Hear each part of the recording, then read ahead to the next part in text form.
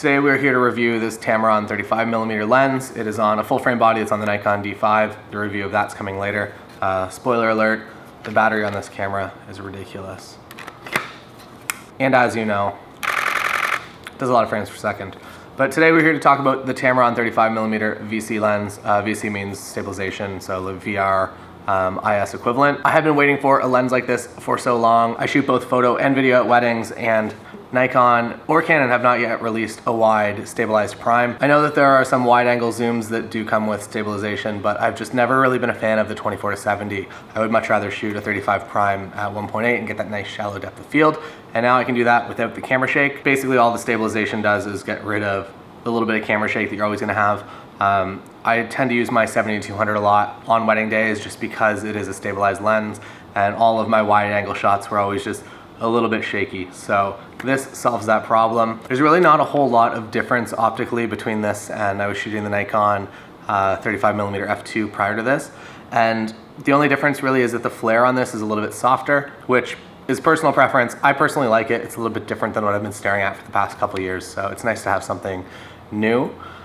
If you are shooting on a crop sensor camera, I did an entire wedding film last week on a D500 with a crop with this lens.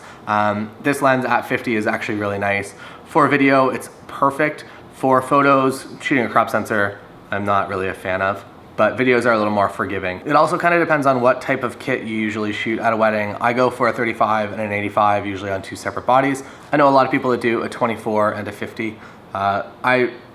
This is just personal preference. I'm a little more on the shy side. I don't like to be in people's faces. So 35 feels wide enough, and 85 usually gets me a little bit closer just so I don't have to get 50 millimeters close to people. I would buy this lens over anything else on the market right now, including the Sigma Art. Even if you don't think that you're gonna be shooting video and you don't think that you need the VC, the optical stabilization, I'd recommend getting it anyways. If you are shooting a Nikon D500, you also now have electronic VR, which is really cool. And that means that you don't actually even need stabilized primes, because basically what it does is it has the full 4K sensor, and when you're shooting 1080, it kind of bounces around and compensates for your movements in that, which is really cool. And then they just didn't put it on the D5, which is way more expensive than the D500. This lens is great. You're not gonna regret if you get it. I do hope that Nikon at some point starts releasing their own VR primes, or somebody just releases like a little adapter or something that it's just kind of the optical middle that carries through all the settings, so you still have autofocus, things like that. If you're an inventor, maybe make that and let me know when it's available for sale. I would appreciate it. But right now it is the best and only stabilized 35mm or wide angle in general prime available. So go with this if it intrigues you. And next week, I'm going to be reviewing this beast of a camera, the Nikon D5, so get excited for that.